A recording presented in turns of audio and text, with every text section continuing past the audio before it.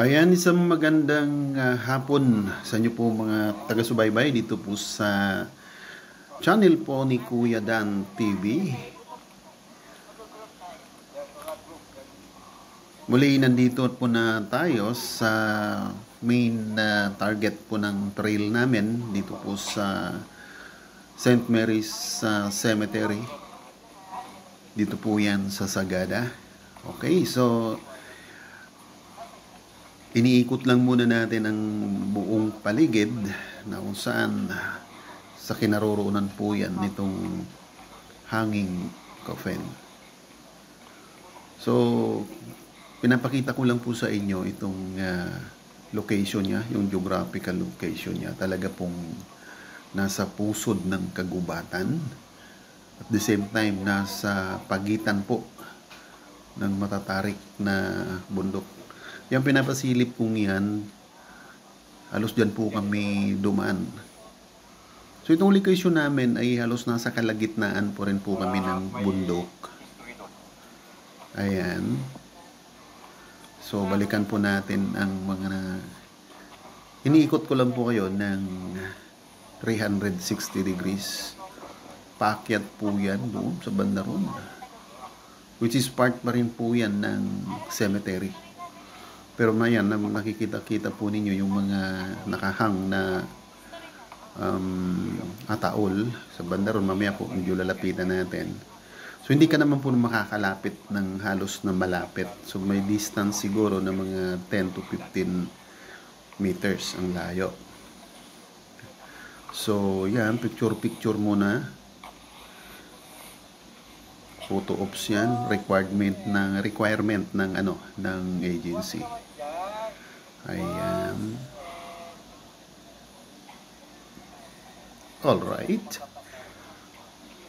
So, yung ibang batch, siyempre ino-orient nila. May mga nagtatanong tungkol po rito sa hanging coffin na to. Yung iba naman, ino-orient paano mag-akyat. Pauwi na sila dahil nga po talagang sobra ng tarik ang pag-akyat na yan. So, doon natin masusubukan stamina ni Kuya Dan mamaya. So, yan po yung pinaka-kabaong ng mga nakahang na yan. So, more or less po ang bilang ko dyan ay 20. So, isang bahagi lang po ito. Sabi po nung tour guide po natin, may mga lugar pa rito, bukod dito, na ganun din ang situation. Pero hindi na po namin yun mararating. Dito lang kami talaga dinala sa lugar na to.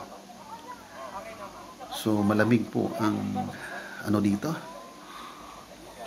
At syempre, ayan, yung mga puno na nagtatayugan at mga pine tree po yan. Tapos yung mga rock formation. Ayan, tingnan po natin kung saan siya nakalagay ulit. Itong, ayan, yung mga coffin na yan. Ayan, no? So, nahihiwagaan ako kung paano nila yan dyan binitin. Kasi po, mataas na portion po yan mula doon sa pinakamababang lugar. Ayan. Ayan po. So, nasa bandang bahagi po kami ng bundok na kinaroroonan na yan. So, ang magiging situation yan, pagbalik, lulusong pa kami papunta ron. So, dadaanan talaga, tatawiran namin yung pinaka mababang lugar na ng pagitan ng mga bundok bago aakyat ulit doon sa paakyat na yun. So, yan po ang sitwasyon dito sa cemetery to. Tapos yung kinaroroonan mismo ng mga ataol na nakabitin.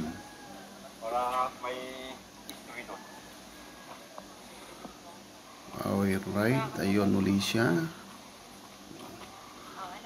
Lalapit. Aatras. Siyempre, magpapalitan. Hindi man masyado siyang malawak ang kinaroroonan. Talagang magbibigayan kung lalapit doon sa mga ataol na nakabitin. Yan na po yung nakalibing pero nakabitin. Di ba ba? So, ayon po sa ating information na nakuha doon sa ating tour guide is ano po yan, way back 1960s pa, nalibing yung mga native na taga Sagada na yan. Mas binibigyan ng dito, ng highlights po dito. Yung location niya na talaga naman nasa pusod ng kagubatan. So isa siguro sa mga reason is yung climate, makakapag-preserve ng mahabang panahon ng ng cadaver. Ayan. Malamig do dito. Okay, even kahit daw tag-araw, hindi talaga rito mararamdaman yung sobrang init kung tag-araw. So, ma-amaze ka rin po dahil sa tagal na po ng mga nilibing na yan ay yung mga kahoy, yung mga woods na, kasi made of woods lang po yan, mga cadaver na yan, ay intact po siya. Alright?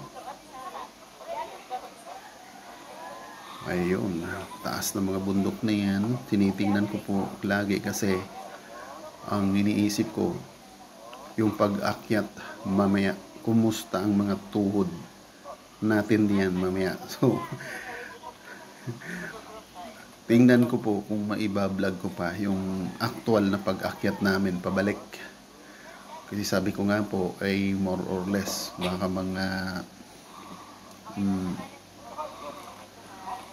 more than hundreds of feet ang lalim po niyan, o ilang more or less mga kung ilang meter ang lalim.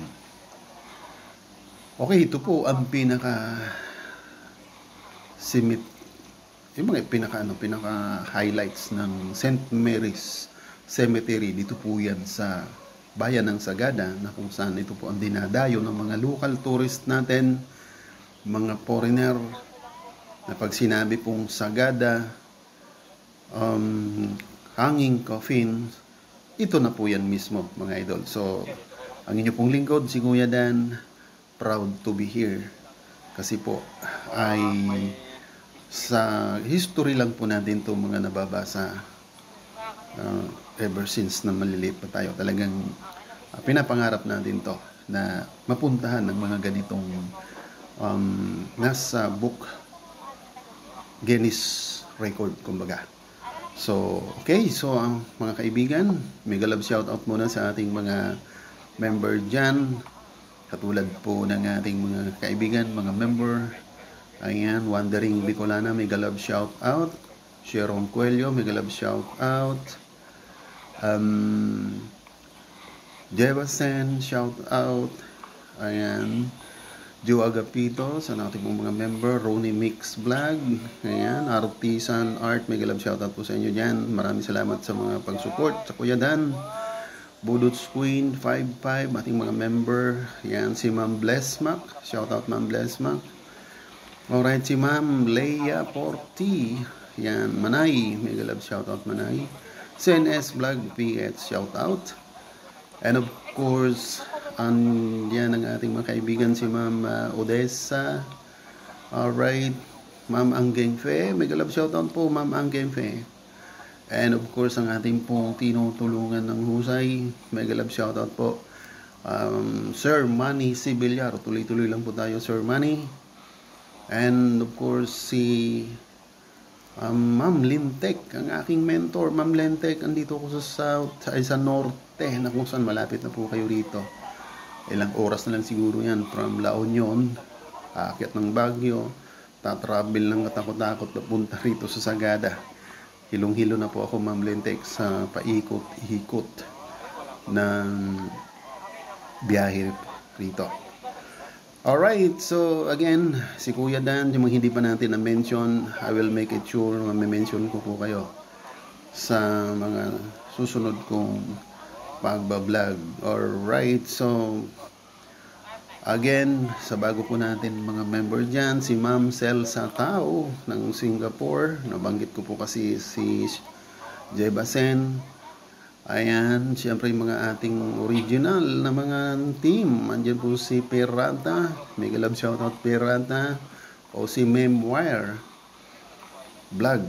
Alright, si Creepy Shorts Tale. Ayan, siyempre mga namimiss ko na po kayo. Boyot M Channel sa mga walang pagsawang suporta. Sa mga anumang activities ni Kuya Dan, mega love shoutout.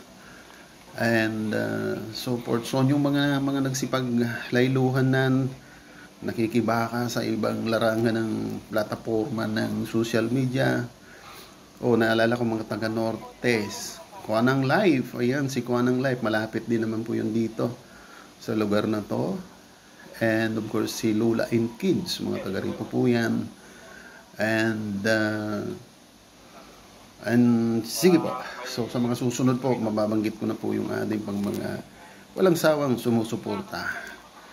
Si Kuya Dan po ay nandito sa norte, sa isang lugar na kung saan pinagmamalaki ng ating bansang Pilipinas, na ito po ay dinarayo ng mga turistang lokal man o ibang lahi o ibang nationalities. Alright, hanggang dito na lang po muna.